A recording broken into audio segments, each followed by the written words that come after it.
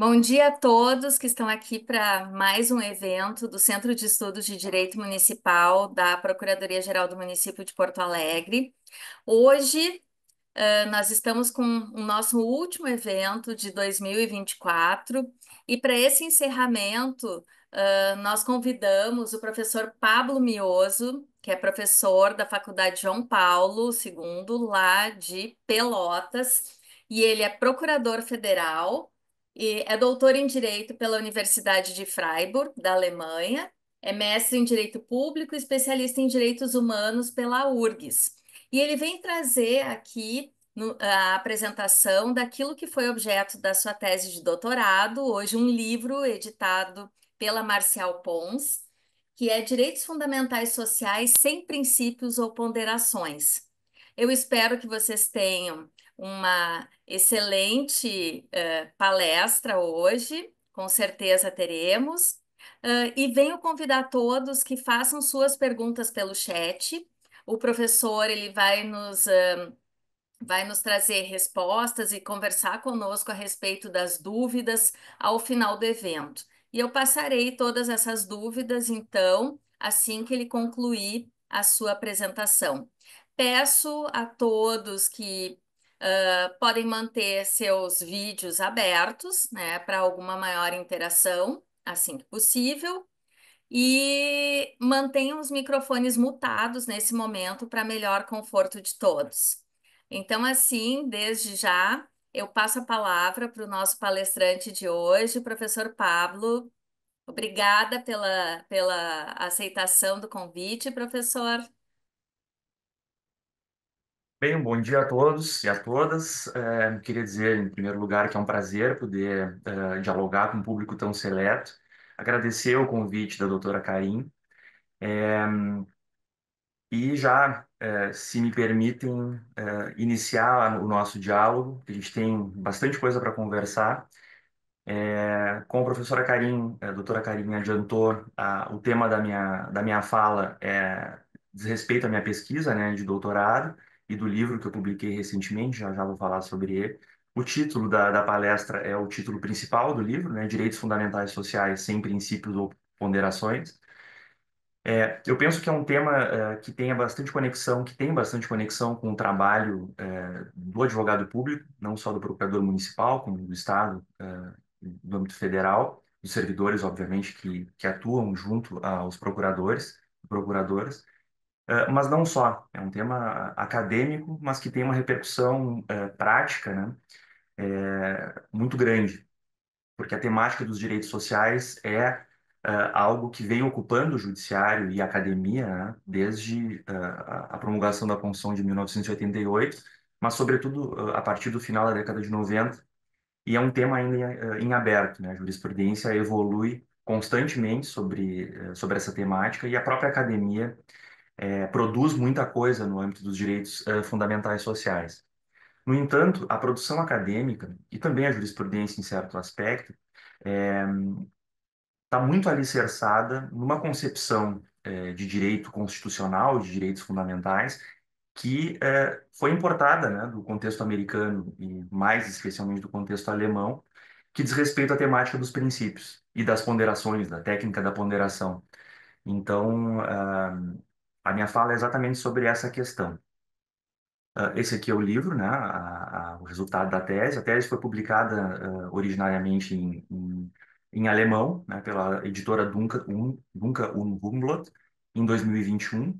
E a tradução saiu esse ano. Demorou um pouquinho para sair, porque dá muito trabalho, né, praticamente escrever um livro novamente, né? Escrever primeiro em alemão, depois trazer para o português de volta.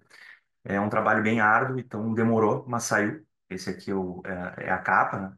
Tem algumas adaptações com relação à tese, algumas supressões e alguns acréscimos, mas basicamente o núcleo duro é resultado da pesquisa, como eu disse, né?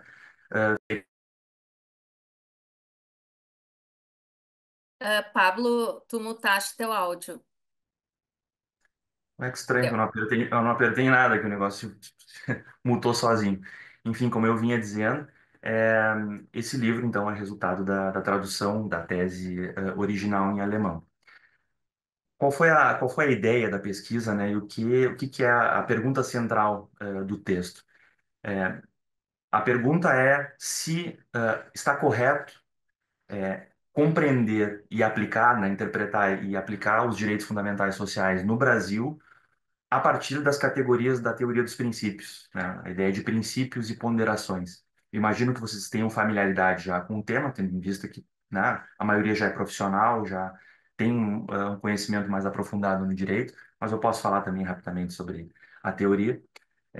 Mas o meu ponto da pesquisa é perguntar, foi, né, perguntar se a importação dessa teoria dos princípios americana, mas sobretudo alemã, para o Brasil, para compreender os nossos direitos fundamentais, especificamente os direitos sociais, está correta. Eu vinha já refletindo há muito tempo sobre isso, escrevi um livro lá atrás, em 2010, utilizando a teoria dos princípios. É um livro sobre o princípio da proibição do retrocesso social. Utilizei essas categorias para escrever sobre direitos sociais, mas a partir de então passei a questionar essa concepção e, e adianto já que o resultado da pesquisa tenta demonstrar que essa importação, essa utilização da teoria dos princípios no Brasil é incorreta. Não deveríamos ter importado, porque ela traz muito mais problemas do que soluções para a nossa realidade constitucional. É, o livro está dividido em 3 capítulos, né? O primeiro capítulo eu apresento a teoria do Robert Alexy, que é o principal teórico da teoria dos princípios na Alemanha e no mundo, né? Procuro demonstrar os pressupostos da teoria e as conexões da teoria dos princípios com os outros pontos, né, do pensamento do Alexy, conceito de direito, conceito de interpretação, papel da jurisdição constitucional, conceito de constituição, e também a posição específica do Alexi e da doutrina alemã sobre direitos sociais. Esse é o primeiro capítulo.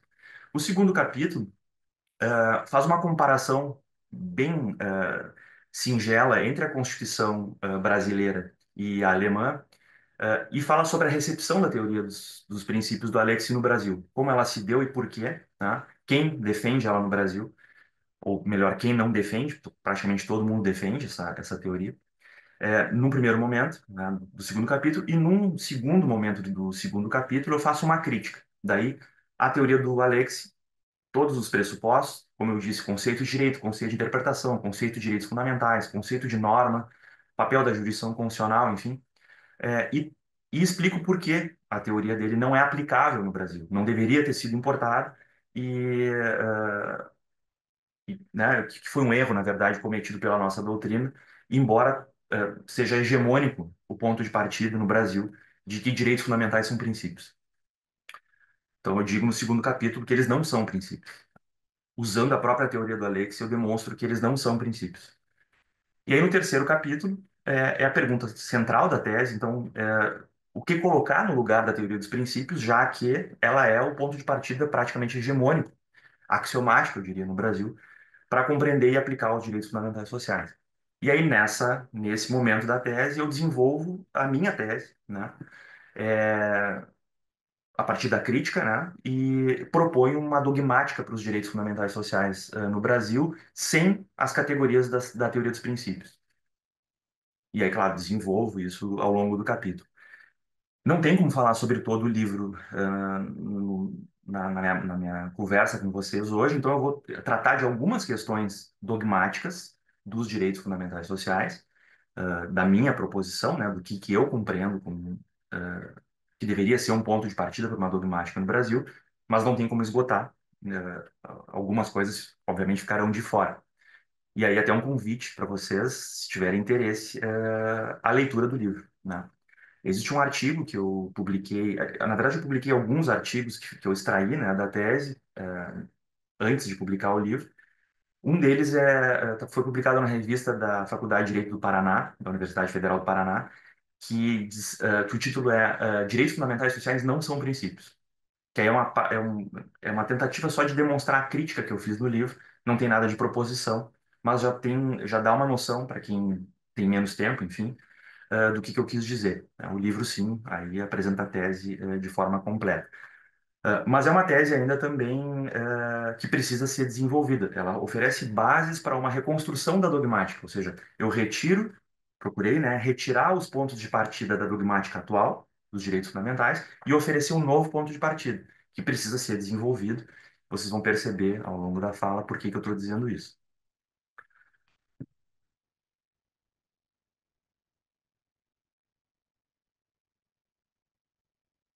Bom, é, a primeira parte da minha fala, então, eu vou recapitular algumas questões da nossa Constituição para colocar a pergunta sobre como a gente deveria compreender os direitos fundamentais na nossa Constituição, né, no nosso ordenamento jurídico.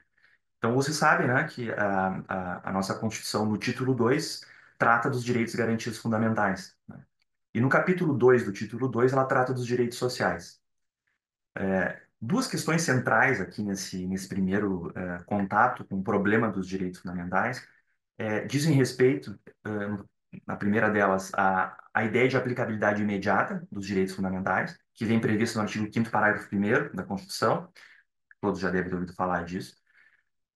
Diz, então, que os direitos e garantias fundamentais têm aplicação imediata. Isso é uma novidade no constitucionalismo brasileiro. Até então, nenhuma Constituição tinha previsto os direitos fundamentais com essa espécie de normatividade e vinculatividade. E dentro do título, né, a gente tem o capítulo 2, como eu falei, dos direitos sociais. Portanto, é, em tese, os direitos sociais também têm aplicabilidade imediata. Bem, o que que a gente faz com essas duas questões, né? A primeira delas, que diz que os direitos fundamentais têm aplicabilidade imediata, e a segunda, que nos faz, né, por via de consequência, entender que os direitos sociais também deveriam ter essa aplicabilidade imediata, porque eles fazem parte do título 2 e são direitos e garantias fundamentais.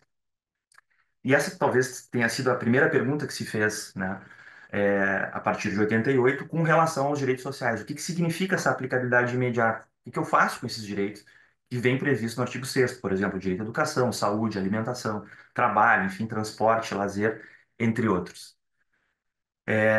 Essa pergunta ainda não tem uma resposta definitiva entre nós e ela também variou ao longo das décadas, pós 88, de forma pendular, eu diria, né? No primeiro momento se entendia lá atrás que os direitos fundamentais, embora haja essa previsão do parágrafo 1º do artigo 5º que fala de aplicabilidade imediata, não seriam normas que permitiam ou que permitissem, né, justicialização, ou seja, exigência de uma prestação estatal, social, no âmbito do judiciário. Essa foi a primeira compreensão. E aí a gente faz um resgate, eu já vou falar sobre a teoria da aplicabilidade das normas constitucionais do José Afonso da Silva, e a ideia de que os direitos fundamentais sociais seriam normas programáticas, ou seja, eles teriam, né, um aspecto negativo, uma vinculatividade negativa, ou seja, estabeleceriam proibições para o Estado, mas não teriam o aspecto da vinculação positiva, ou seja, não permitiriam exigir do Estado prestações concretas. Essa é a compreensão original, né, dos direitos fundamentais sociais, que, de certa forma, contrariava o parágrafo 1º do artigo 5º da Constituição. Entendi que os direitos sociais não poderiam ser judicializados. Então, se tinha uma ligação direta entre aplicabilidade imediata e justicialização, eh, permitindo uma exigência de prestações fáticas por parte do Estado. Por exemplo, medicamentos, internação hospitalar, vaga em escola, entre outras coisas. A segunda, ou talvez o outro lado do pêndulo, é entender os direitos fundamentais sociais como direitos subjetivos, sem restrições, ou seja, do texto constitucional, por exemplo, do artigo 6º, eu derivo prestações concretas, fáticas, e postulo essas prestações diretamente no judiciário. Outro, né, novamente falando do exemplo, medicamentos, internação, vaga em escola, tratamentos médicos, cirurgias, enfim, que não vinham é, previstas ou catalogadas, né, pelo SUS, enfim. Então a gente tem esses dois momentos na jurisprudência, um negando a justiciabilidade, né, contrariando, entre aspas, o artigo 5º parágrafo 1º, e o outro dando praticamente uma eficácia total, né, para os direitos sociais, com base nessa compreensão de que, como eles são direitos fundamentais, eles deveriam ter aplicabilidade imediata. Hoje em dia a gente tem talvez uma guinada, né, de volta ao meio desses dois extremos, um ponto intermediário entre os dois extremos, em decorrência, obviamente, da evolução da doutrina e da própria jurisprudência ao longo desses 30 anos, quase. que estabeleceu alguns critérios para permitir essa justiciabilidade, ou, enfim, essa aplicação via judiciário das normas que definem direitos fundamentais sociais. Mas ainda a gente carece de critérios, porque se vocês forem analisar a jurisprudência do Supremo Tribunal Federal, mesmo a jurisprudência recente sobre direito à saúde, a gente pode falar dela no final da exposição, não há grandes inserções ou incursões sobre dogmática dos direitos fundamentais quando se trata de direitos sociais. Ou se parte do pressuposto, principalmente na jurisprudência dos tribunais inferiores, de que são direitos subjetivos e dali eu derivo a prestação que eu, como intérprete, entendo correta, ou quando o Supremo trata da questão, os argumentos que restringem essa ideia são de teoria do Estado, ou de teoria geral do direito constitucional, por exemplo, divisão dos poderes, a chamada reserva do possível, enfim. Mas de dogmática dos direitos fundamentais, praticamente a gente não encontra nada na jurisprudência, a não ser referência à teoria dos princípios, né? O Supremo utiliza a teoria dos princípios, hora ou outra, para fundamentar a aplicação de direitos sociais, mas também sem grandes desenvolvimentos. Cita, né, algum conceito da teoria dos princípios, mas não desenvolve também. Então, a gente tem uma carência, eu diria praticamente total, de discussões dogmáticas sobre direitos fundamentais sociais no âmbito da jurisprudência. E é isso que eu vou procurar propor aqui ao longo da minha fala. Bom, eu falei que a minha pesquisa, né, fez uma comparação entre a Constituição alemã e a Constituição brasileira, porque a gente importou a teoria alemã, né, ou a dogmática alemã, para tentar aplicar no Brasil. E a gente vem aplicando essa dogmática já há pelo menos mais de 20 anos, né? Então, no segundo capítulo do meu livro, eu tentei demonstrar isso. Olha, a gente já tem um problema de início, né, que diz respeito à forma como as duas constituições textualmente tratam da questão. Então, o primeiro ponto é o seguinte: o que a Constituição alemã fala sobre direitos sociais? Nada. Não existem direitos sociais na Constituição alemã. Há um capítulo, né? Primeiro capítulo, a primeira divisão da Constituição trata dos direitos fundamentais, do artigo 1º até o artigo 19, e ali não há nenhum direito social. Também não há um capítulo, como na nossa Constituição, tratando da ordem social. Ou seja, não há normas programáticas na Constituição alemã. Isso tem uma história, né? Enfim, não dá para desenvolver aqui, mas tem a ver com o que houve na República de Weimar e a visão que o Constituinte de 1948 tinha da República de Weimar, do fracasso da Constituição de Weimar, com relação a esse aspecto social, né? Eles retiraram, na Constituição de Weimar havia direitos sociais, havia normas programáticas, de forma muito parecida com o que a gente tem na nossa Constituição de hoje, de 88 no Brasil. Eles resolveram retirar isso da Constituição e deixar para o legislador infraconstitucional resolver o problema. O que há na Constituição alemã com relação ao aspecto, né, a função do Estado Social? Há a previsão da cláusula do Estado Social no artigo 20, no artigo 28, ponto. A Alemanha é um Estado Social. Não explica, a Constituição não explica o que é esse Estado Social e como ele se desenvolve. Isso quem fez foi o legislador infraconstitucional. Existe um Código Social na Alemanha, como o Código Civil, né, que existe lá e existe aqui, eles têm um Código Social, que reúne a legislação social, portanto, infraconstitucional. A Constituição não fala nada sobre isso. E, como eu disse, não prevê direitos sociais. No entanto, isso não impediu que tanto a jurisprudência quanto a dogmática alemã discutissem se dessa cláusula do Estado Social e do rol de direitos fundamentais típicos de defesa previsto no texto da lei fundamental, uh, não se poderia, eventualmente, derivar direitos à prestação, ou direitos sociais, como a gente chama. E essa é uma discussão que existe desde a vigência, né, da Constituição de Bonn, de 1949, mas se acentuou a partir da década de 70, no que foi designado, né, na dogmática alemã como reinterpretação ou transformação dos direitos fundamentais, que tem a ver com aquela discussão que a gente já conhece no Brasil sobre a dimensão objetiva dos direitos fundamentais. Vocês já ouviram falar sobre isso, eu imagino, né? Aquela ideia de direito à proteção, direito à organização e procedimento e direitos sociais, né? Isso vem dessa questão na Alemanha, né? O fato de não existir na Constituição direitos sociais é, levantou a discussão na doutrina da jurisprudência sobre a possibilidade de reinterpretar os direitos ali previstos como direitos à prestação e, eventualmente, como direitos sociais. O que a gente tem na Constituição alemã? basicamente essas previsões que vocês estão enxergando aqui. Artigo 3º, que fala do direito de igualdade, e ali na subdivisão 2, a ideia de que o Estado promoverá, né, a realização efetiva da igualdade, portanto, aí a gente tem um comando que determina uma conduta positiva para o Estado, e eventualmente a possibilidade de interpretar isso como um direito à prestação, ou seja, de que o Estado tem que fazer algo para garantir a igualdade. Depois, no artigo 6º, que fala da proteção especial que o Estado dará ao matrimônio e à família, e a proteção da mãe, no caso da gestante, enfim, que o ordenamento jurídico deve estabelecer. Basicamente é isso que existe de direito à prestação positivado na Constituição. É, e aí, daí, nesse contexto, a gente poderia falar em direitos sociais, embora a dogmática alemã, em geral, não aceite a possibilidade de reinterpretação radical, né, desses dispositivos e dos demais dispositivos da Constituição alemã para derivar direitos à prestação ou direitos sociais. O que eles entendem na Alemanha? Eles entendem que os direitos chamados sociais, na verdade, eles são determinações de objetivos para o Estado. E aqui a expressão que eles utilizam, Staatszielbestimmungen. Staatsziel é fins do Estado, objetivos do Estado, e Bestimmungen é determinação. Ou seja, são ordens para o Estado agir. Não são direitos subjetivos esses direitos, a prestação deriváveis, eventualmente, via interpretação da Constituição. Como é que se fez essa reinterpretação da Constituição, então, para tentar se construir direitos à prestação? A partir da conjugação do artigo 1º da Constituição com o artigo 20. O artigo 1º da Constituição alemã fala da dignidade da pessoa humana. Inclusive, daí que vem, né, a nossa discussão atual sobre o papel da dignidade, né?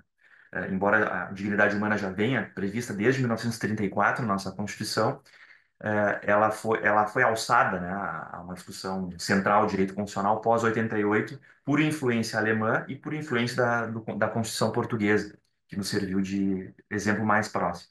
O que diz o artigo 1º da Constituição alemã? A dignidade humana é intangível, respeitá-la e protegê-la é obrigação de todo o poder público.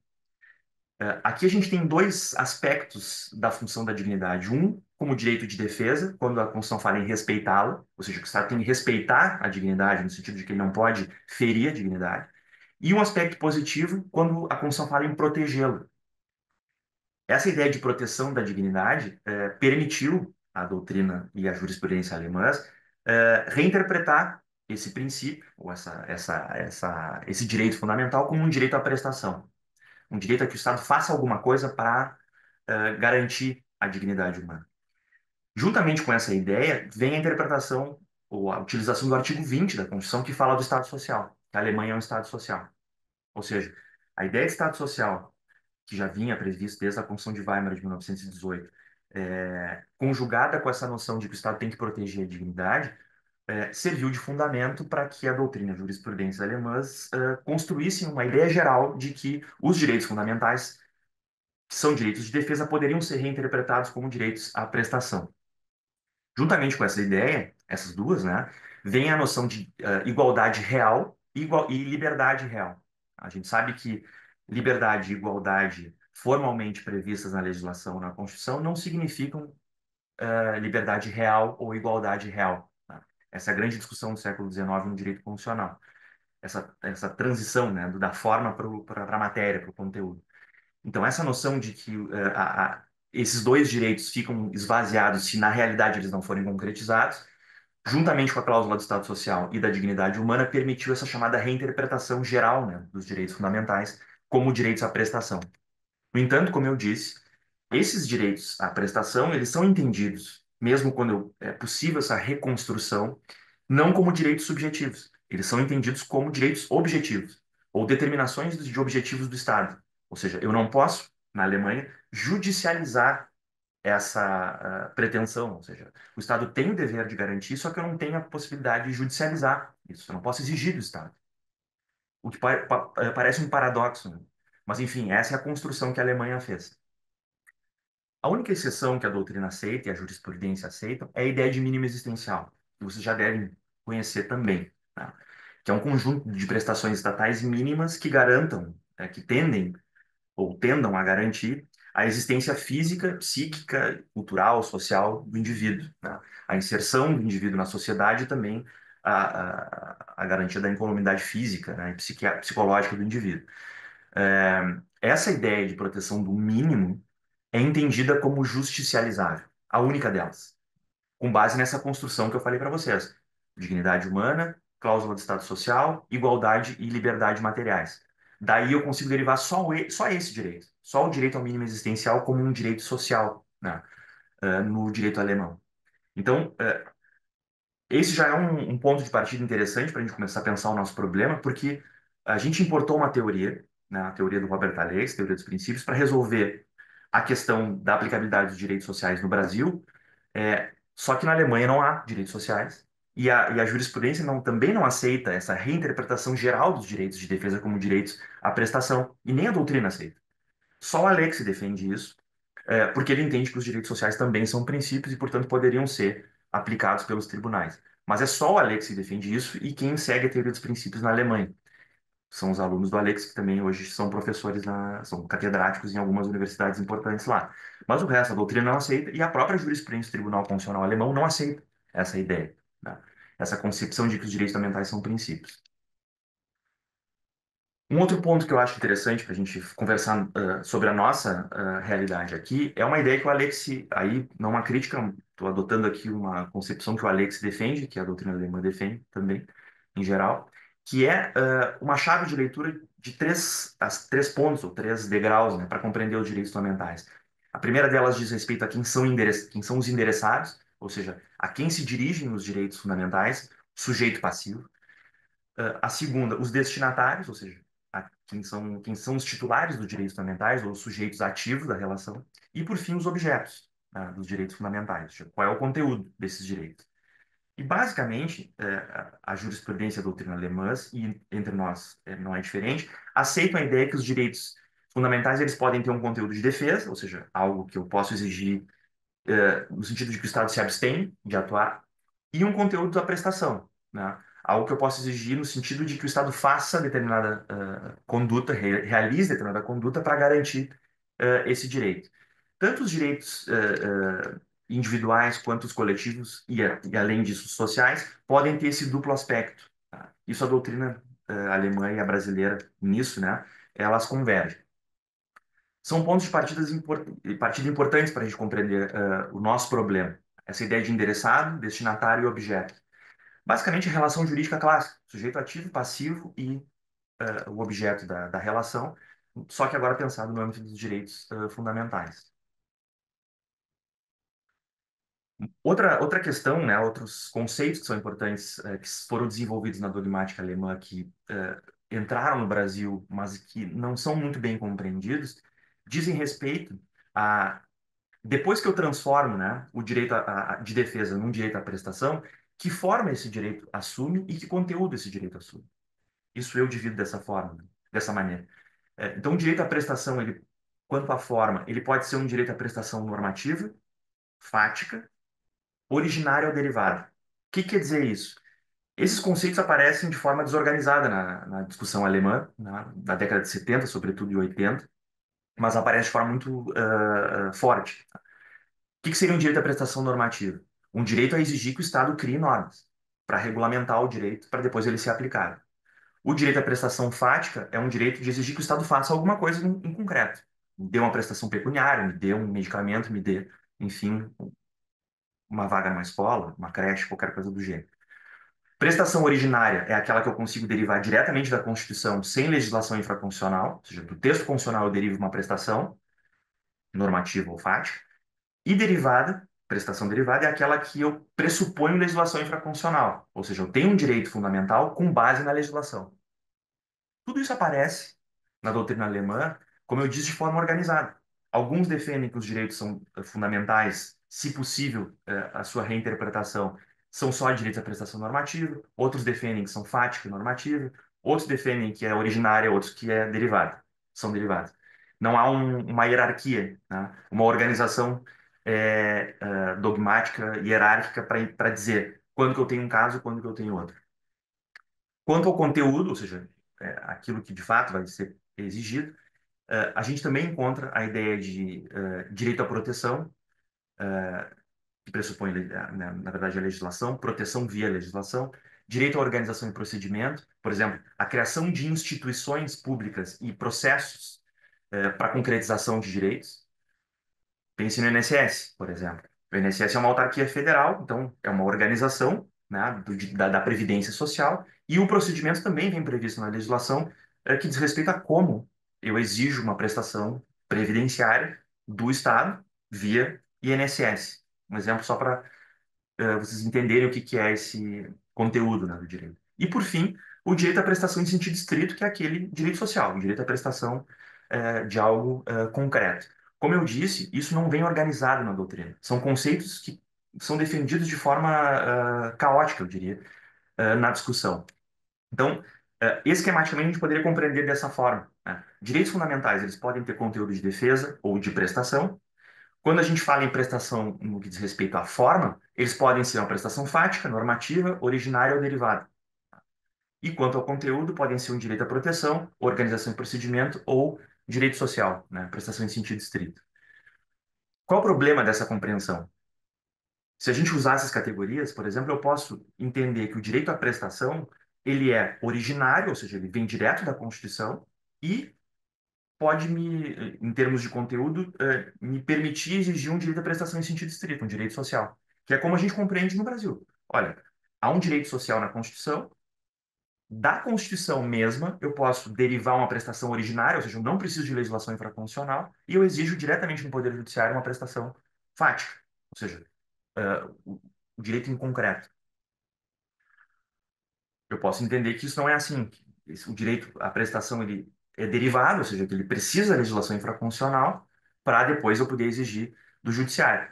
No entanto, a compreensão que vige hoje no Brasil é, conjugando, né, quanto à forma, a ideia de prestação originária e fática e me permite, a partir dessa conjugação, exigir tanto uma proteção, quanto um direito à organização e procedimento, quanto um direito fundamental social ou a prestação de sentido estrito direto no judiciário. Então, dogmaticamente, é isso que a jurisprudência fazia, não, e ainda faz em alguns casos. É, E aí os problemas que daí advêm, vocês já conhecem. Tá? É, Só pensar, por exemplo, o direito à saúde, a gente já sabe que teve uma evolução muito grande na discussão, mas pense no direito ao lazer. O direito ao lazer está no artigo 6º da Constituição, tá? O direito fundamental social. Se eu entender esse direito como uma prestação originária, eu posso, da Constituição, derivar prestações, ou seja, exigências possíveis, tá? Se eu entender que essas prestações são fáticas, eu posso exigir do Poder Judiciário, com base no que está escrito ali no artigo 6º, a palavra lazer, que o Judiciário crie e me conceda faticamente prestações para atender o meu lazer, meu direito ao lazer. Direito à moradia. Qual é o conteúdo do direito à moradia? É uma prestação originária fática? Eu posso pedir uma casa no âmbito do Poder Judiciário? Direito ao transporte. Eu posso pedir um carro? Eu posso pedir uma criação de uma linha de ônibus que passe perto da minha casa? Direito ao lazer, por exemplo. Eu posso exigir que o Estado crie uma praça para que eu possa ter lazer, já que eu não tenho um centro urbano, por exemplo. Estruturalmente, claro, essas perguntas elas são praticamente caricatas, mas assim, é a mesma pergunta que se faz com relação ao direito à saúde. Se eu posso exigir prestações originárias fáticas com base no direito à saúde, eu também posso exigir com base no direito ao trabalho. Eu quero uma vaga de emprego. O Estado tem que criar para mim uma vaga de emprego. Criar para mim uma estrutura a partir da qual eu possa eh, exercer meu lazer, ter uma moradia, ter um carro, enfim. É possível fazer isso? Há dinheiro? Há estrutura? Obviamente que não. Se não é possível fazer isso para todos os direitos fundamentais, também não é possível fazer para o direito à saúde, também não é possível fazer para o direito à previdência. Esse é um primeiro ponto. Tá? Qual é a minha proposta? O que eu defendo com base na tese que eu desenvolvi? Entre outras coisas, claro. Uma releitura da nossa Constituição, e aí uma construção de uma dogmática própria do Brasil, a partir do texto constitucional. Porque o que se fez com a importação da teoria do Alex? Nós desconsideramos o que está escrito na Constituição. Partimos da teoria do Alex como, né, como premissa e relemos o texto constitucional a partir da teoria do Alex. E quando não, as questões não se enquadram na teoria, a gente descarta o texto constitucional. É assim que a dogmática, né, a nossa doutrina opera e é assim que a jurisprudência também trabalha. A gente escolhe os pontos do texto constitucional que se adequam à teoria do Alex e aplica a partir daí, quando deveria ser o contrário. A gente deveria partir do texto constitucional e construir categorias a partir do texto, não lendo, né, o texto a partir já de uma chave anterior, né, que vem de outro país que tem outra Constituição e tem outros problemas. Então, indo para o nosso texto constitucional. Primeiro ponto, a dignidade humana na Constituição brasileira não é um direito fundamental, diferentemente do que ocorre na Constituição alemã. Ela é um princípio fundamental, mas não é um direito fundamental. Ela não tem ligação com todos os direitos fundamentais, então eu não posso fazer uma releitura geral dos nossos direitos fundamentais a partir da dignidade humana. Ela tem eventualmente ligação, mas muito remota e às vezes nem tem ligação. Como é que eu interpreto o artigo 5º parágrafo 1º da Constituição com relação aos direitos sociais? Eu não nego, né? Não posso dizer para vocês que eu tenho que partir da Constituição e esquecer que a Constituição fala que os direitos sociais têm aplicabilidade imediata. Então, como é que eu compreendo essa aplicabilidade imediata? Compreendo fazendo uma conjugação entre o artigo 5º parágrafo 1º e o artigo 6º. Vejam bem, artigo 5º parágrafo 1º. As normas definidoras dos direitos garantidos fundamentais têm aplicação imediata. Quando eu vou para o artigo 6º, a Constituição diz o seguinte: são direitos sociais. A lista, né, que vocês estão vendo aqui. Lá no final, ela diz o seguinte: na forma desta Constituição. Então, se a gente conjugar o artigo 5º parágrafo 1º e o final do artigo 6º, as normas definidoras dos direitos e garantias fundamentais têm aplicação imediata na forma dessa Constituição. O que significa isso? Significa que a aplicação imediata dos direitos sociais, ela obedece o que está previsto na Constituição brasileira, a forma da Constituição. Ok, até então eu não disse nada. Só tentei conjugar aqui os dois dispositivos. Só que isso tem uma relevância muito grande quando a gente lê a Constituição inteira. Por quê? Porque lá na ordem social, a maioria dos direitos fundamentais sociais vem especificado, vem pormenorizado, esmiuçado nos seus capítulos. No título da ordem social, os capítulos que, né, compõem esse título esmiuçam o conteúdo dos direitos fundamentais sociais. Direito à saúde vem previsto na ordem social, a partir de 194, 196, na verdade. O direito à assistência está previsto lá. O direito à previdência também, a partir do 201. Né? Então, o que significa na forma dessa Constituição? Da maneira que a Constituição prevê esses direitos.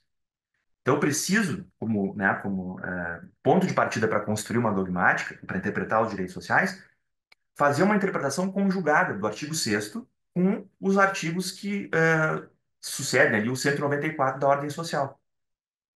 É necessário fazer isso, que a Constituição está falando, não sou eu. Não é a ideia mera ideia hermenêutica de interpretação sistemática. O texto constitucional diz, na forma dessa Constituição. E a Constituição regula os direitos sociais lá na ordem social. Essa ideia eu chamei na minha tese de densidade de regulação horizontal. É um nome bonito para dizer o seguinte: olha, a Constituição, do ponto de vista horizontal, dentro do seu texto, tem uma densidade crescente. Ela começa lá na dignidade humana, falando, né, como fundamento, passa pelo artigo 3º, que estabelece as bases do Estado Social, entra no artigo 5º, artigo 6º, direitos sociais, e lá na frente, na ordem social, ela especifica o conteúdo dos direitos sociais, que são uma especificação do artigo 3º, que é uma derivação da ideia de dignidade humana como fundamento da República. Isso é uma densidade, que eu chamei, né, de densidade de regulação horizontal, ou seja, eu tenho uma especificação contínua do texto constitucional quando eu interpreto os direitos fundamentais e, sobretudo, os direitos sociais. Qual é a repercussão disso, por exemplo, no direito à previdência? Então, voltando lá na minha ideia da conjugação do artigo 5º parágrafo 1º, da aplicabilidade imediata, com o artigo 6º.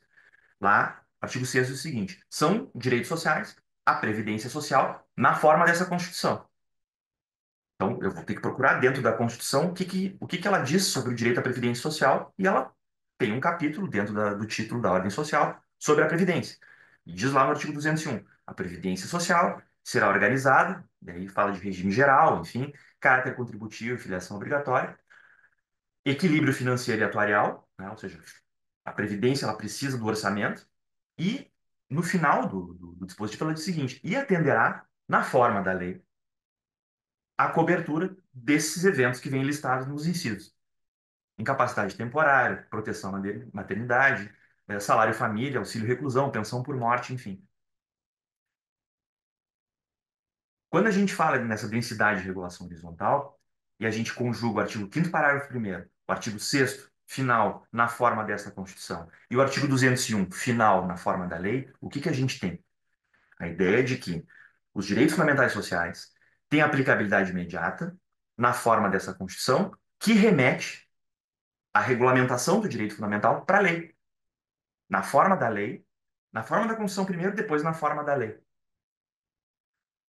Bem, o que que significa isso em termos de dogmática dos direitos fundamentais e pensando nessa tríade conceitual aqui, essa chave de leitura que eu propus?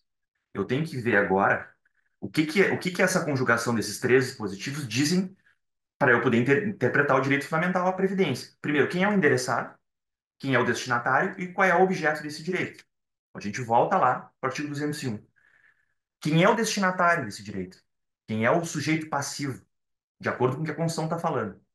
É o legislador, na forma da lei. Existe uma ordem constitucional, uma determinação constitucional para que o legislador regulamente a previdência social e proteja esses âmbitos da vida que ele lista no artigo 201, inciso. Então, o destinatário inicial é o legislador. Quem é o titular desse direito? Né? Ou aliás, o endereçado é o legislador, o beneficiário, né, o titular, é o sujeito que contribui para a Previdência. Não é todo mundo, por exemplo. É quem trabalha e contribui. Tá? Quem não contribui para a Previdência não é titular desse direito. Qual é o objeto desse direito? É a cobertura desses eventos aqui. E que tipo de objeto é esse? É um direito à prestação normativa ou é um direito à prestação fática? Ou seja, eu posso, a partir desses dispositivos, exigir diretamente do Poder Judiciário uma prestação que me garanta esses âmbitos da vida aqui, ou eu preciso da lei? A Constituição fala, na forma da lei. Ela determina que o legislador crie, né, a organização e o procedimento, o INSS, no caso, o processo administrativo previdenciário, e diga que forma, através de que forma o Estado vai proteger esses âmbitos da vida? A Constituição não está falando isso. Ela não dá esse conteúdo. Ela manda o Estado, via legislador, criar isso via lei, através da lei. Se eu entender que esse direito é um direito à prestação originária, fática, eu não preciso da lei para me dizer como eu vou exigir isso do Estado. Eu posso exigir do Poder Judiciário, pedir, né, para o Poder Judiciário, uma prestação que proteja a morte de alguém, por exemplo. Bom, mas a morte de quem? Eu sou beneficiário dessa pessoa? Aliás, o que que é beneficiário? Essa pessoa era segurada a Previdência? O que que é segurado? Isso aqui, nada disso a Constituição fala. Qual é o valor? Com base em que eu vou calcular? O Estado vai calcular esse valor. Quem é que é responsável por isso? É a União? É o Estado membro? É o município? De quem que eu posso exigir esse negócio? Tudo isso, quem diz é a lei. A Constituição não falou nada sobre isso.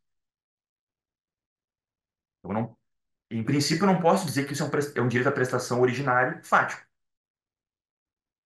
Segundo a minha compreensão, esse direito é um direito à prestação derivado, aliás, primeiro é um direito à prestação normativa e depois é um direito à prestação derivada. Por que que é um direito à prestação normativa? Porque a Constituição não está dizendo que eu posso exigir isso faticamente de alguém, e nem ela não está dizendo nem de quem. Ela está dizendo o seguinte, olha, esse é um direito a que o legislador crie uma legislação para que esse âmbito da vida, esses âmbitos da vida sejam protegidos. Pense no artigo 5º parágrafo 1º, no artigo 6º final e no próprio artigo 201 parte final. A Constituição determina que isso é um direito, é um dever de legislação que pode corresponder a um direito à legislação, não um direito à prestação fática. Então, ele seria um direito à prestação normativa e derivado, que eu só posso exigir depois que a lei disser o que que é a previdência, quem é o beneficiário, quem é o segurado, qual é o valor, ou a partir de que critérios eu calculo o valor, que tipo de prestação é, né? Como eu calculo o benefício, tudo isso não vem na Constituição, vem da lei. Então, eu só posso exigir depois que a lei existe e a partir do que a lei previu. Isso pensando na ideia do esquema, né? Endereçar destinatário e objeto e dessa ideia de densidade de, de regulação, enfim, horizontal. O primeiro endereçado, como eu disse, é o legislador. E é a Constituição que está falando, na forma da lei. O segundo endereçado é o executivo, né? Governo e administração. Por que isso? Porque a administração pública ela só pode agir de acordo com o princípio da legalidade, tá, né, genericamente previsto no artigo 5º, inciso 2 e no caput do 37, vocês sabem disso, a partir da lei. Então, se a Constituição determina que se crie, né, uma estrutura, uma entidade que vai gerir a Previdência e determina, né, que determinados conteúdos sociais sejam protegidos pela legislação, eu preciso da lei para primeiro para criar a instituição, para dizer quem é que vai fazer. É o INSS, por exemplo. E o que que ele vai conceder e a partir de qual procedimento. Isso a lei, isso é a lei que vai dizer, porque senão não tem nem administração pública. E uma coisa interessante, não há direitos sociais sem Estado social e, portanto, sem administração pública prestacional. Diferentemente do que ocorre com os direitos de defesa, que eu posso entender que eles são pré-Estado, por exemplo, a liberdade geral, enfim, ela é anterior ao Estado, os direitos sociais, eles pressupõem o Estado, né? Pressupõem que alguém vai fazer alguma coisa, né? Então, pressupõe uma lei que cria a estrutura administrativa e que dê mecanismos para o Poder Executivo, via administração, concretizar aquele direito previsto na lei. O judiciário ele só entra em terceiro momento em casos de litígio, em caso eventualmente de ausência de lei, e aí a gente está falando de incondicionalidade por omissão, ou em caso de descumprimento da lei. Aquela leitura que se faz na nossa jurisprudência, no sentido de que os direitos sociais são direitos originários à prestação fática, coloca o judiciário como interessado primário. Porque se eu não, né, eu não tenho lei, eu parto da Constituição. O juiz que vai dizer qual é a estrutura, qual é o conteúdo, que tipo de prestação é, no caso concreto, vai determinar que o Estado cumpra aquela decisão. Aí ele passa a ser endereçado primário. Não é o legislador mais. Então ele está retirando uma competência do legislador que é determinada pela Constituição. É na forma da lei. Da mesma maneira, se eu entender que eu só posso, como administração pública, agir depois que a lei existe, pelo princípio da legalidade, em não havendo lei, não há executivo, não há administração pública. Correto? Então eu tenho uma hierarquia no que diz respeito aos endereçados, que não é estabelecida por mim, teoricamente, é estabelecida pela própria Constituição. Bem, a pergunta que se faz de novo aqui, bom, então que tipo de direito é o direito à prestação, o direito previdenciário? E aí a gente pode estender essa conclusão para os direitos sociais em geral. Em primeiro lugar, eles são direitos à prestação normativa, que correspondem, voltando aqui, a um dever de criação normativa. A Constituição diz, olha, os direitos fundamentais sociais são direitos fundamentais na forma da lei. Desculpe, na forma da Constituição. E a Constituição diz, esses direitos são direitos na forma da lei. Então, a própria Constituição remete, tá, o conteúdo desses direitos para a legislação infraconstitucional. Então, eles são, em primeiro lugar, direitos à prestação normativa. E, em segundo lugar, eles são direitos à prestação fática. Só que uma prestação fática é derivada da lei, não da Constituição. Porque é a lei que vai dizer quem faz, como faz e o que faz. Em terceiro lugar, eles são passíveis de exigência judicial, justicializáveis, portanto, em caso de inconstitucionalidade por omissão, ou seja, não tem lei, ou lei parcialmente, né? Existe uma lei parcial, ou em caso de descumprimento do que diz a lei. Só aí o judiciário entra. Na prática, não é isso que acontece, né? O judiciário pula, às vezes, a legislação, deixa de aplicar, ou, enfim, cria prestações a partir da Constituição diretamente. Quando ele faz isso, ele subverte a hierarquia que a própria Constituição estabelece. Então, não é correto interpretar os direitos sociais simplesmente com base no artigo 5º, parágrafo 1º, e com base genérica, né, no artigo 6º. Eu preciso ir para a ordem social, porque a própria Constituição determina que eu compreenda os direitos sociais na forma da Constituição. E ela diz lá na ordem social, na maioria dos casos, não em todos, qual é o conteúdo desse direito. Ou seja, eu tenho uma densidade de regulação horizontal que eu não posso desrespeitar como intérprete, nem como aplicador, juiz, e nem como é, teórico do direito, né? Quem constrói dogmática, quem constrói doutrina. Eu preciso ler a Constituição, ver o que que ela diz, e não partir de uma teoria importada, que não é nem adequada para o nosso texto, e a partir daí reler a Constituição nas partes que me interessam, tá? Que é o que se faz no Brasil, na prática. Aqui, na verdade, uma recapitulação da ideia, né, do direito, no primeiro ponto, como direito à prestação normativa originário e depois prestação fática derivada. Dentro da discussão da teoria dos princípios, né, o que que eu digo na minha tese? Eu digo que os direitos fundamentais sociais não são princípios, portanto, não são mandamentos de otimização. Né? Dentro da teoria do Alex, os mandamentos de otimização, que são os princípios, né, eles devem ser aplicados de maneira gradual e ótima, né, de acordo com as condições fáticas e jurídicas. Ou seja, eu tenho que entender, a partir da ideia de colisão, o que prepondera no caso concreto, e eu tenho que dar a maior eficácia possível para um direito à prestação, para atender essa ideia de mandamento de otimização. E quem faz isso é o Poder Judiciário. E é assim que a gente entende os direitos sociais no Brasil. O que eu defendo? Que eles não são mandamentos de otimização, porque eles não têm o judiciário como endereçado primário, e sim, eles são mandamentos de legislação. São coisas diferentes. Eles são ordens para que o legislador crie as condições institucionais, instrumentais e materiais para que esses direitos sejam tornados reais. São coisas muito distintas, porque isso implica de um lado, né, entender que o judiciário pode, a partir da Constituição, derivar qualquer prestação, né? O limite é a criatividade, ou de outro, que o judiciário precisa obedecer uma hierarquia, tá? Que é estabelecida pela própria Constituição, e um escalonamento normativo, no sentido de que existem endereçados primários, secundários e terciários na hora de concretizar um direito.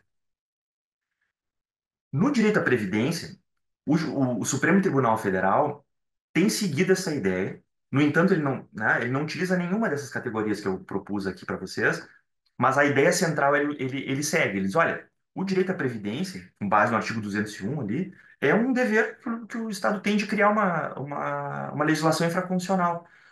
Se não há nada que o indivíduo, né, pretenda na legislação infraconstitucional, ele não tem direito a exigir do Estado isso, porque o Estado está ligado ao princípio da legalidade. A lei determina o que o Estado tem que cumprir no âmbito da Previdência. Se essa prestação não está na lei, não existe direito. Ele tem seguido essa ideia. No direito à saúde, houve um pêndulo, como eu falei. Durante muito tempo, o Supremo concedia prestações fáticas sem lei. Veio a lei do SUS, veio né, a legislação infralegal, e né, hoje em dia muito mais complexa, e o Supremo deu uma temperada nesse argumento, dizendo: olha, é possível exigir, mas a exigência pressupõe a lei do SUS e pressupõe a regulamentação infralegal que vem do Ministério da Saúde. As últimas decisões do tema 6, né, do tema 1234, vão nessa linha. É possível exigir desde que esteja na legislação e desde que esteja é, nas portarias, né, do Ministério da Saúde. Então, eles também agora no direito à saúde vão mais ou menos nessa linha, né, nessa guinada, embora não trabalhem em termos de dogmática com essas categorias. O que eu diria? Essas categorias, caso entendam corretas, né, a partir da construção que eu fiz, elas dão um conteúdo dogmático constitucional para o que a jurisprudência do Supremo vem decidindo no âmbito do direito à previdência e no direito à assistência, da direito à saúde. E que não há.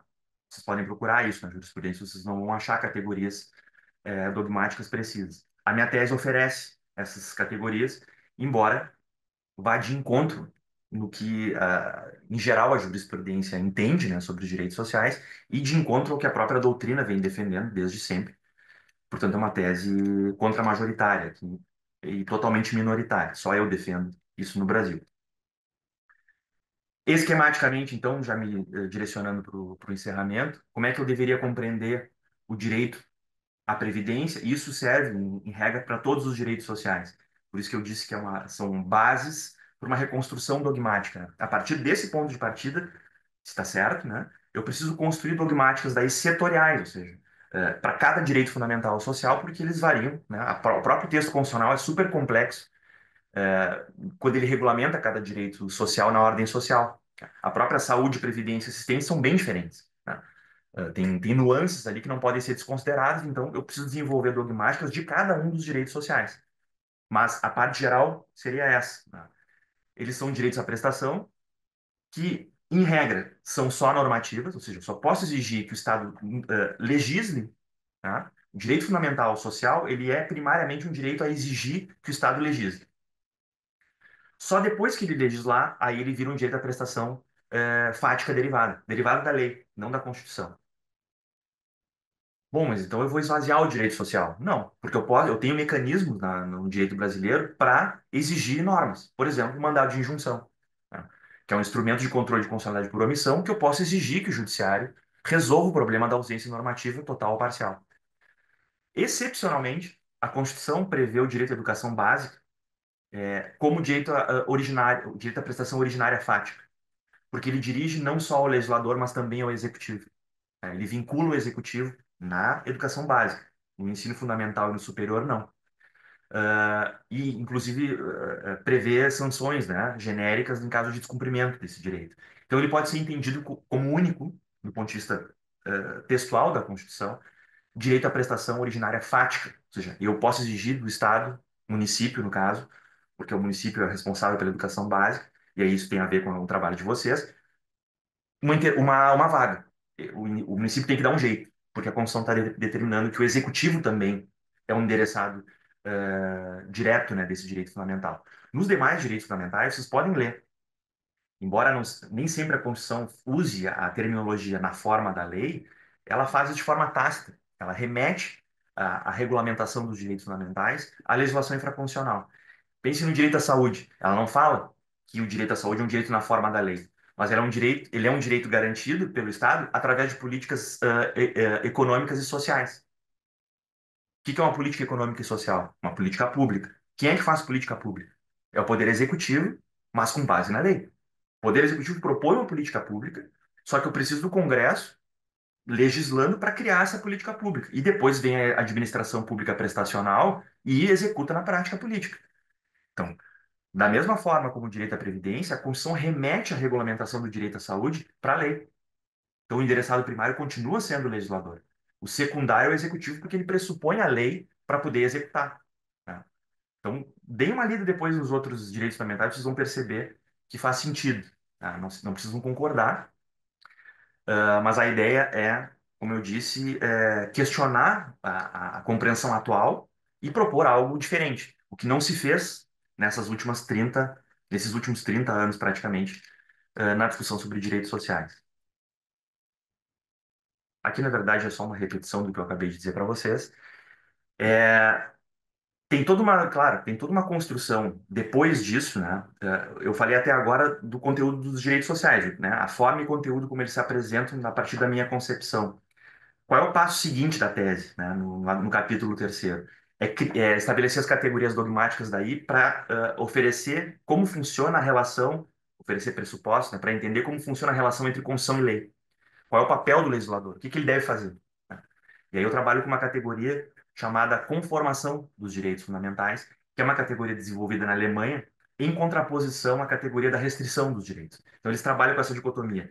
De um lado, restrição, de outro lado, conformação, para entender os direitos de defesa e os direitos à prestação. E a partir dessa ideia de conformação, aí eu desenvolvi para o Brasil pressupostos, enfim, para essa reconstrução dogmática. E eu ainda trabalho com a jurisdição constitucional, né? Qual é o papel do judiciário nessa discussão toda e ofereço critérios, enfim, inclusive para o controle de constitucionalidade por omissão. Mas aí, para encerrar, qual é a minha ideia? Como esses direitos sociais são previstos na Constituição brasileira como direitos à prestação originária somente normativa, não é possível exigir no judiciário de primeiro grau, segundo e nos tribunais superiores, a não ser o Supremo Tribunal Federal, prestações fáticas do Estado, sem lei. Eu preciso da lei. Eu só posso exigir prestações previstas na lei. Bom, e se a lei não prevê, totalmente ou parcialmente? Aí eu estou no problema do controle de constitucionalidade por omissão. E aí, dentro da minha tese, tem uma subtese, na qual eu defendo que, no Brasil, não existe previsão constitucional para controle de constitucionalidade por omissão difuso. Que significa isso? Significa que os juízes de primeiro grau, tribunais de segundo grau e tribunais superiores, sem ser o Supremo Tribunal Federal, não têm competência para fazer controle de constitucionalidade por omissão. Só quem tem essa competência é o Supremo Tribunal Federal, via ação direta de inconstitucionalidade por omissão e via mandado de injunção. Tem tudo, claro, tem toda uma explicação, né, para isso. Obviamente não vou conseguir dar aqui.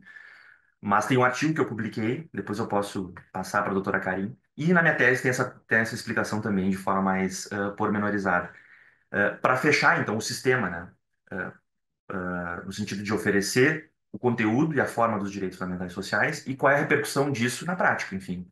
Como é que a jurisprudência deve trabalhar a partir de então, se compreender que a tese está correta. Seria isso então que eu gostaria de ter falado com vocês. Obviamente, o assunto é muito vasto e a tese também se estende por várias questões que não podem ser tratadas em uma hora, mas espero que tenha sido proveitoso e acho que eu fiquei aqui dentro do horário. E abro então para perguntas se tiverem interesse, para críticas, enfim, sintam-se à vontade. Muito obrigado. Obrigada, Pablo. E eu acho que tu colocou a gente aqui numa situação difícil também, porque eu fui acompanhando e me foram surgindo dúvidas. E as minhas dúvidas foram sendo resolvidas ao longo da palestra. Eu tenho várias perguntas no chat aqui, tu vais perceber, e algumas delas também tu acabaste pontuando ou iniciando algum tópico, né, da resposta, mas a gente vai tratar sobre isso. E eu espero que tenha gente aqui que trabalha, porque a gente tem uma equipe que é a nossa Procuradoria de Serviços Públicos. Eu não vi além das residentes se tem algum procurador, eu não consegui ver, mas é muito importante. E por isso eu vou te pedir, se tu tiveres como encaminhar para mim, para eu divulgar internamente na PGM os teus artigos, porque eu acho que eles dão um norte muito importante para a gente levar para a prática. Eu achei muito prática a tua tese, né? Bom, a Rafaela também colocando isso, muito boa palestra, pontuou de forma muito clara, né? Porque o risco quando a gente vem falar de princípios é ficar na parte mais abstrata, né? Eu tenho aqui, eu vou começar aqui um pouco mais do final, porque eu acho que vai ficar mais fácil, que já tu estavas bem adentrando em temas conexos.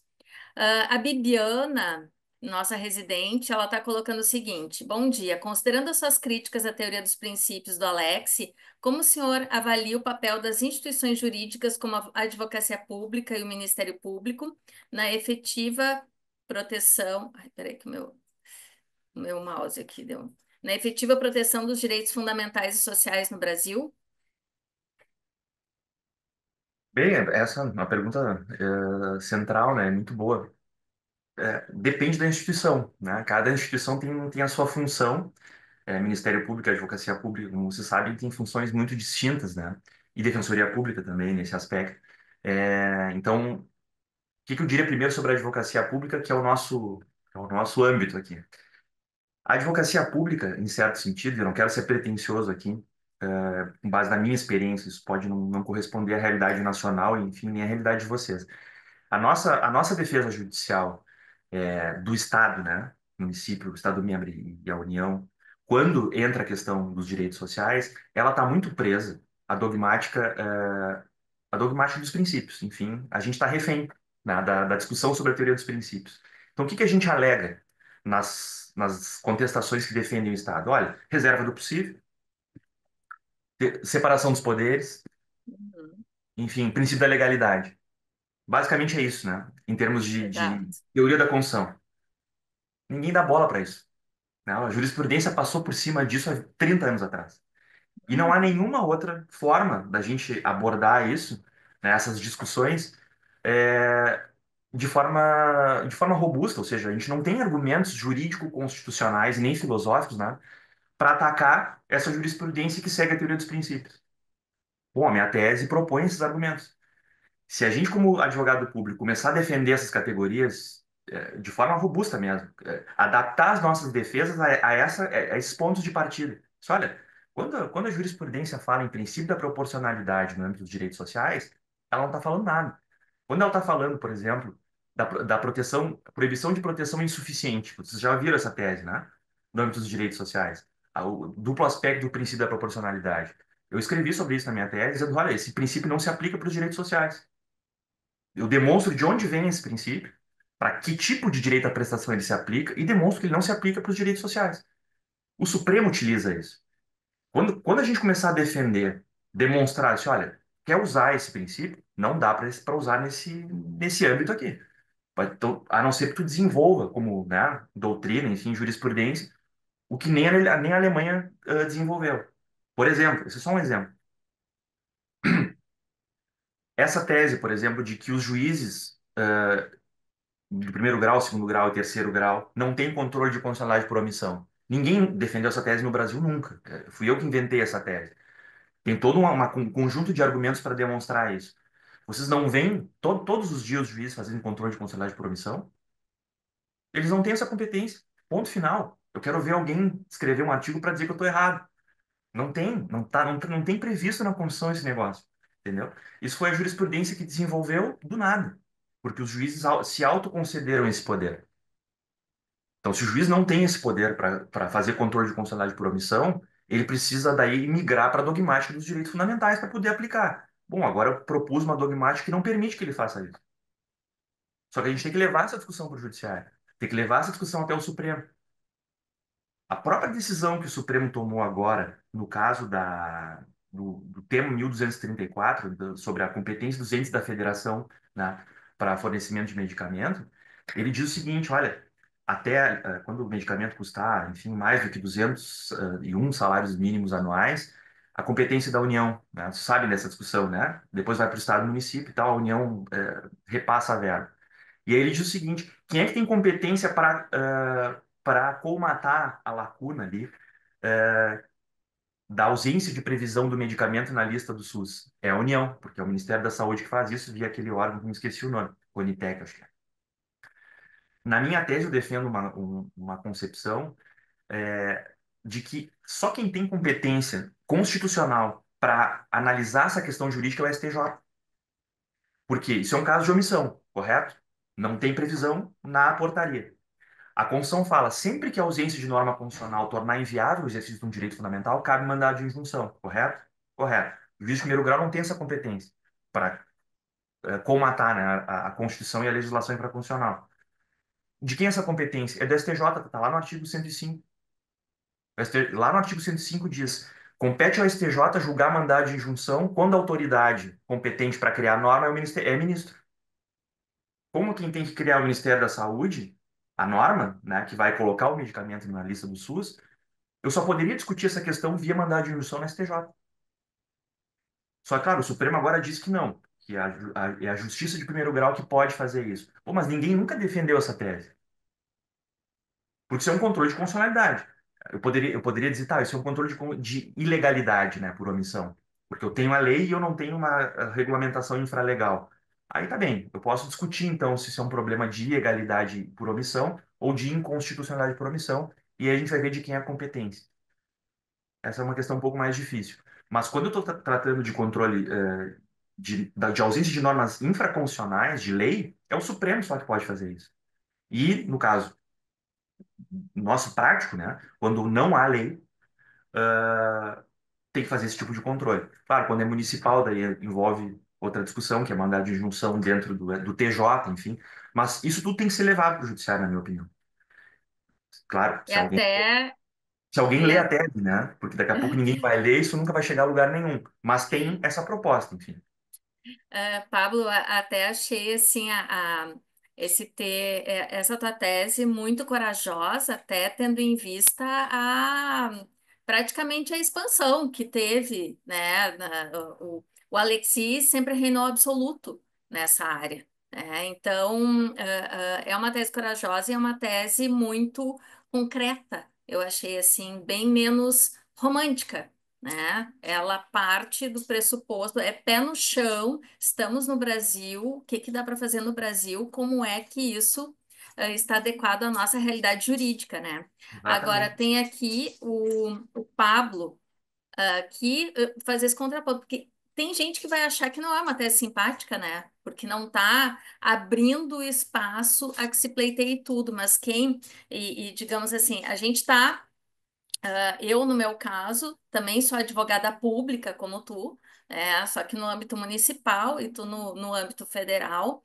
Ah, nós estamos de um lado do balcão, onde o ente que nós defendemos, ele não tem condições de atender a todos, e também não seria justo que diante de uma lei orçamentária devidamente proposta, votada, aprovada, passou pelo executivo, passou pelo legislativo, que o judiciário promovesse uma bagunça em toda essa legislação orçamentária para sair deferindo coisas que não foram previstas, no orçamento conforme a, a, a receita e despesa prevista para o ano, né? Embora essa previsão também às vezes seja um pouco distorcida. Mas aqui tem uma pergunta do Pablo que vem no seguinte sentido: como garantir, então, a proteção dos direitos sociais em contexto de crises econômicas ou políticas, considerando a tendência de cortes em gastos sociais? Esse é o lado do balcão do advogado ou mesmo do gestor. Como garantir se tem do outro lado corte? A gente já teve vários congelamentos de valores a serem passados para educação, para saúde, enfim.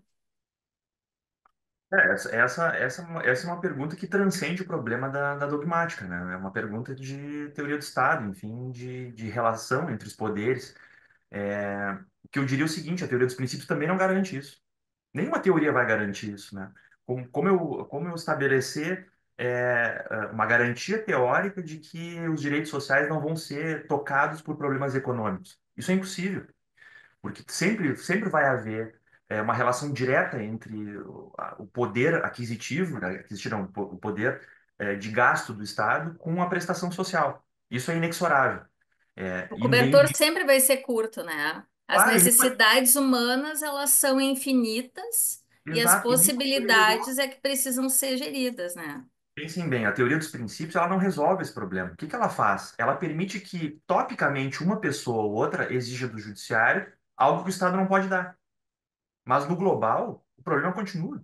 Pense numa crise econômica. Exato, porque a gente acaba deixando para aqueles que conseguiram chegar, seja num advogado privado ou numa defensoria pública, a fazer o pleito, mas a gente tem um contingente gigante de pessoas que sequer cogitam ou estão muito distanciadas dessa possibilidade. E isso que tu colocou, Carinha, é perfeito, tá?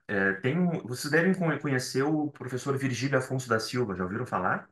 Sim, sim, o Ele é o filho tradutor. do José Afonso. Virgílio Afonso da Silva, ele é tradutor da teoria dos direitos ambientais do Alex.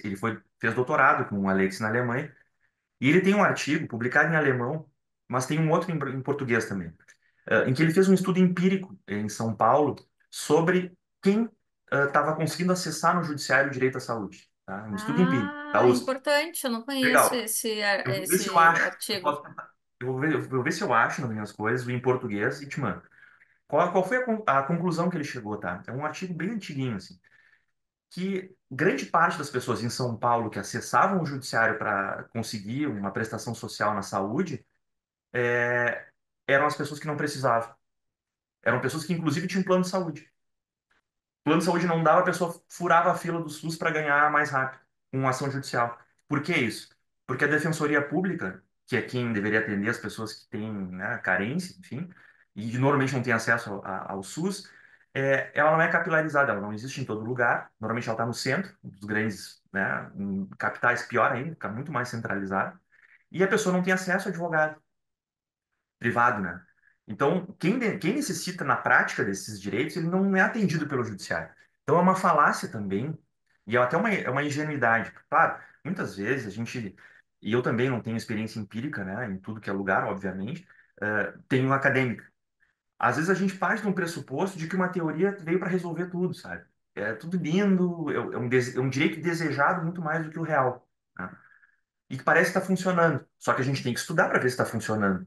E aí o Virgílio Afonso da Silva, que é um defensor da teoria dos princípios, que escreveu livros sobre isso, né, defendendo que direitos fundamentais sociais são princípios, chegou à conclusão de que, olha, infelizmente, não funciona também, né?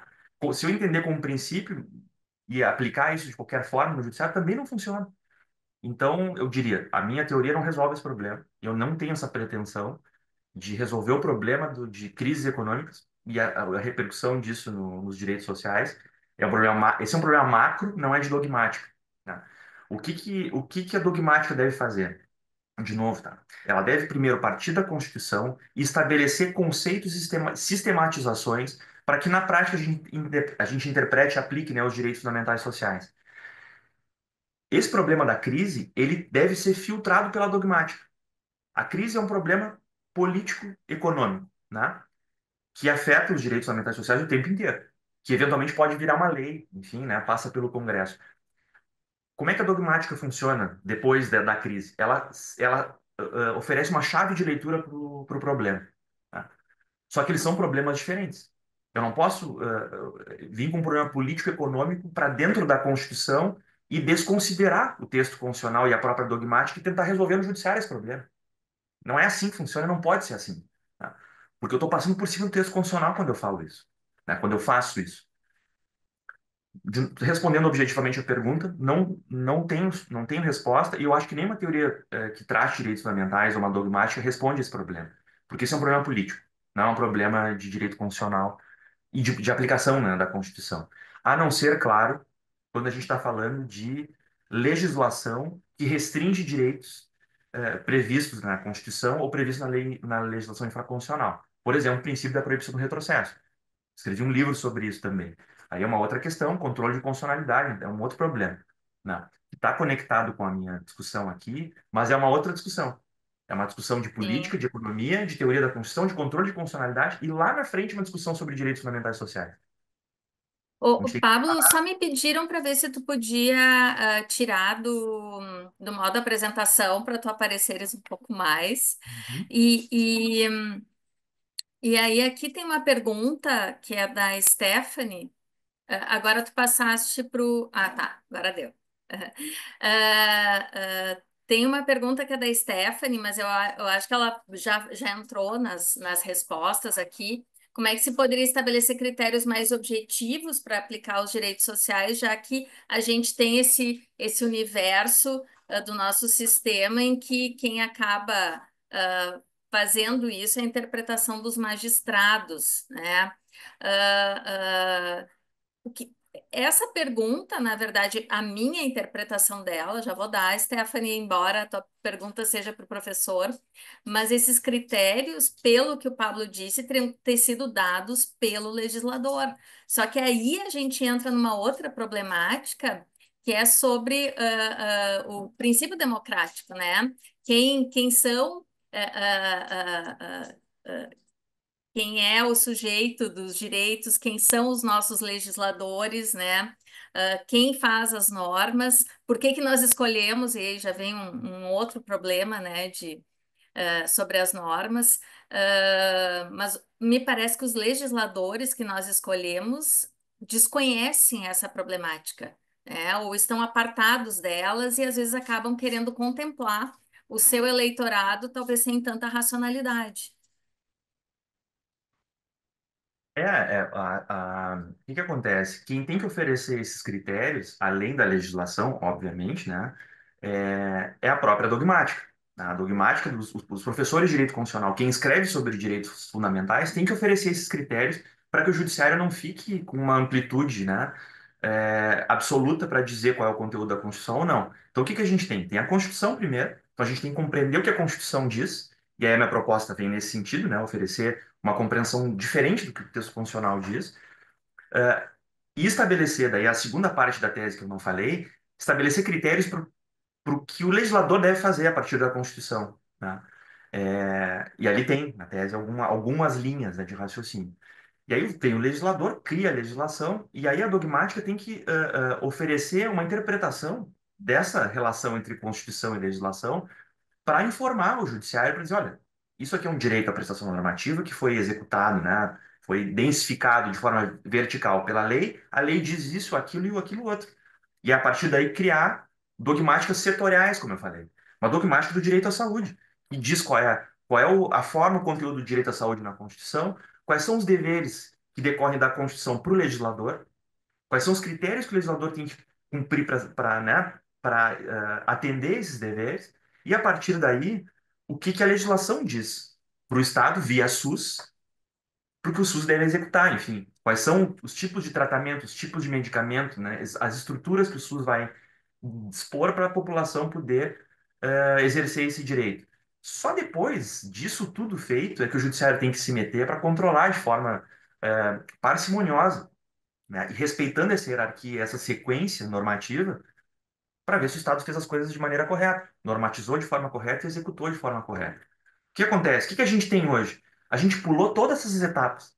A gente tem a Constituição pintando. teoricamente, não na minha interpretação, um mundo ideal, claro, se eu ler só o artigo primeiro, e o artigo sexto, eu estou vivendo na Suíça. Mas eu esqueço que tem a ordem social lá me dando parâmetros.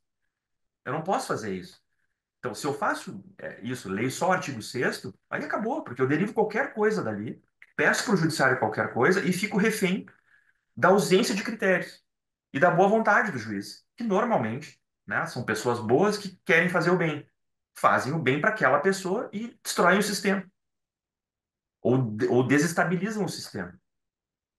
Isso não pode acontecer. Tá, com o tempo, a gente criou, né, dogmática e jurisprudência, critérios para que isso não aconteça. A gente evoluiu bastante. Só que, do ponto de vista acadêmico, a gente não tem uma sistematização para oferecer um ponto de partida para que isso seja feito de forma coerente, daqui para frente. Bom, a partir de quais parâmetros eu vou fazer isso? Bom, a minha tese, humildemente, oferece alguns, né, não todos, mas ela depende de desenvolvimentos, como eu falei. Por exemplo, o que que eu Eu... sugeriria? Ai, desculpa, Não, fala. imagina.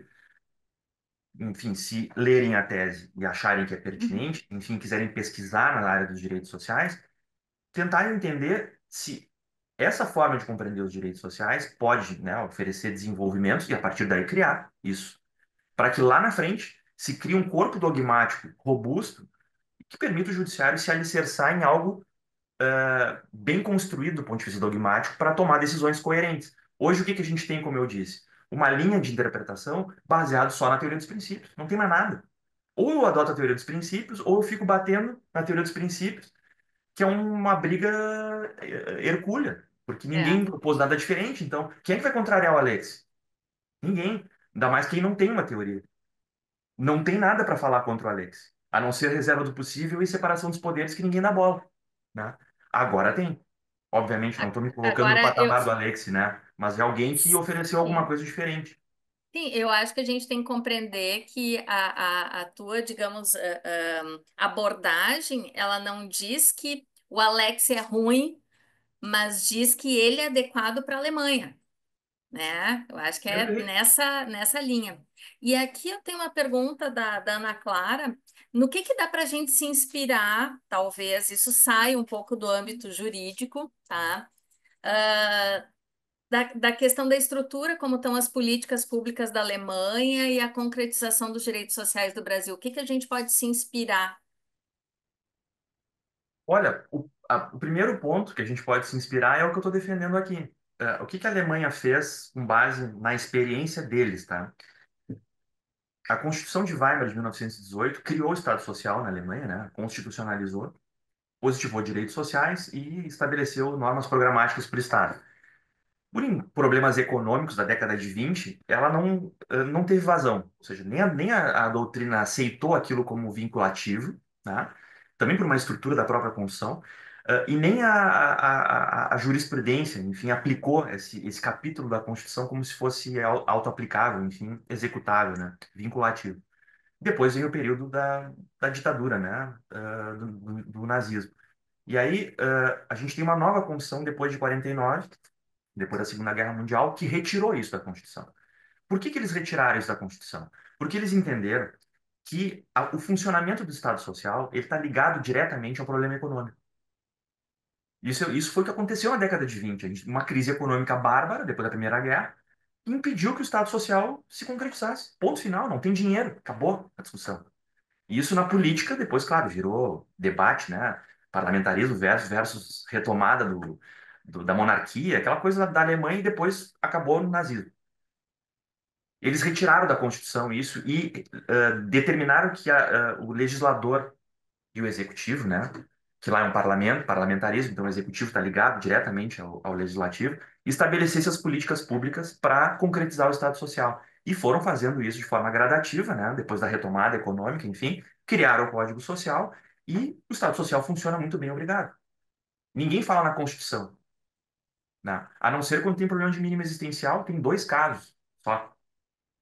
Tá? Eu trato disso no meu livro também, que são na década de 2000 e agora é mais recente, que determinaram, enfim, o Tribunal Constitucional determinou que aumentasse o valor de uma prestação do chamado Hartz-IV, que é como se fosse um seguro-saúde, seguro-desemprego na Alemanha. O primeiro ponto que eu diria é o seguinte, olha, leiam a minha tese, reflitam sobre ela e procurem entender o papel do poder legislativo nessa equação, né? Que a Constituição determina o que ele deve fazer, depois do executivo, e só depois o papel do judiciário no controle da função legislativa e executiva. Isso parece óbvio, mas é o que não se faz. A gente não faz isso praticamente no Brasil, nem do ponto de vista teórico, nem prático. Também, claro, na prática, o juiz ele tem um problema para resolver. Né? Ele não vai ficar criando uma tese de doutorado, no caso concreto, para resolver um problema de internação, de remédio. Ou ele vai dar ou ele não vai dar com os critérios que ele tem. Que critérios que ele tem? Teoria dos princípios. Que, genericamente, do jeito que ela foi recebida no Brasil, permitem que o judiciário faça isso. Tá? O cara tá, por exemplo, o juiz, sexta-feira de tarde, entra um pedido, né, de liminar para internação sob pena da pessoa falecer. O que que o juiz vai fazer? Olha, enfim, reserva do possível, aqui não tem vaga. Não, o cara vai dar liminar interna e depois a gente vê. O problema não é dele mais. Salvou a vida da pessoa e o Estado que resolva depois esse problema. É mais ou menos assim que funciona. A minha tese oferece outra forma de compreender. Enfim, a pessoa vai morrer? Vai morrer. As pessoas morrem, né? Aquele que ganha a liminar não morre, mas morre um monte de gente que não tem acesso. E a liminar daquela pessoa não resolve o problema do sistema. Para casos muito tópicos, a própria jurisprudência aí deu uma abertura, enfim, para que o judiciário se meta nessa discussão, mas depois de passar por uma romaria, né? De acordo com esses últimos temas decididos pelo Supremo no âmbito do direito à saúde, que vão ao encontro do que eu estou dizendo aqui. Um ponto de partida que eu diria é esse. Temos critérios novos para resolver um problema dogmaticamente. Politicamente é outra discussão, né? Mas temos, agora Exato. temos. Tem a questão, tem muitas outras questões, questões orçamentárias, questões até de combate à corrupção para evitar os desvios, né? A gente teve num passado já distante, mas nem tão remoto assim, a questão do escândalo das próteses no Rio Grande do Sul, que eu acho que é um baita de um exemplo para mostrar que o judiciário atuou para deferir muitas próteses que foram mal escolhidas, mal colocadas, que geraram danos aos pacientes, né? Em prol da corrupção de vários profissionais e empresas ligadas à saúde. E isso foi um resultado gigante da judicialização da saúde. Não quero com isso dizer, né, que enfim, que tem que negar tudo, que as pessoas não têm a que recorrer, mas eu acredito que a tua tese seja em prol do aperfeiçoamento para que não haja com um aparente tratamento isonômico das pessoas, tratá-las de modo diferente, né? O Ah, famoso fura-fila da saúde, que acaba dando privilégio a quem tem acesso à justiça e tirando o privilégio de quem não tem, né? Tirando o tratamento, que é o que acontece muitas vezes, né? Mas, exatamente. pessoal, só para colocar para vocês aqui, tem várias perguntas no chat, mas que eu considerei que o palestrante abordou. Inclusive, tem outras questões da Stephanie, eu sei que a Stephanie trabalha já estudou bastante direito à saúde, né? Que falou de alguns temas do STJ-STF, né? Que o Pablo pontuou também. Tem outras questões de concretização e propostas que já foram também abordadas pelo professor. Então, à medida que elas foram sendo colocadas, algumas foram superadas pela própria palestra, até as minhas perguntas que eu tinha. A ideia de fazer foram sendo respondidas à medida em que a apresentação foi feita. Eu tenho curiosidade de saber como é que é a tua aula na faculdade, que eu acho que deve ser muito boa, porque são temas muito abstratos e, e eu, enquanto professora, eu sei que não é fácil a gente torná-los concretos e tão Hum. claros como tu trouxeste hoje. Então, já queria dar parabéns. Gostaria até de fazer uma provocação para o pessoal que é da residência, para fazer alguma abordagem diferente nos seus estudos. Eles têm trabalho de conclusão para fazer, Pablo. Então, eu acho importante a gente trazer um olhar diferente e prático também, né, que propõe uma outra classificação para eventualmente provocar. os nossos acadêmicos aqui, já profissionais, mas acadêmicos do programa de residência, nesse sentido.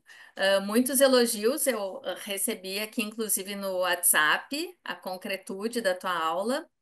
Ah, e aqui tem até a Camila. Os magistrados poderiam, ao decidir, utilizar mais o sistema para analisar a pertinência e eficácia do tratamento, o sistema ENATJUS. Eu não conheço o sistema, mas ela falou até de um medicamento aqui, do Soliris, que reduziria o número de transfusões de sangue por ano de duas para uma, e a queda do custo do atendimento, de pacientes também. É que o magistrado, ele não é médico, né? Infelizmente, fica difícil ele fazer uma opção, muitas vezes em lugar dos médicos, sem conhecer nada, inclusive, de como se faz a aquisição, nada do universo também dos fornecedores, né? Isso também são outros problemas que a gente tem. Bom, nós estamos já em 11h35. Já passamos 5 minutos, né, do prazo aí. Do prazo, inclusive, de capacidade de atenção, mas, Pablo, adorei aqui a conversa contigo, também aqui já vindo elogios aqui.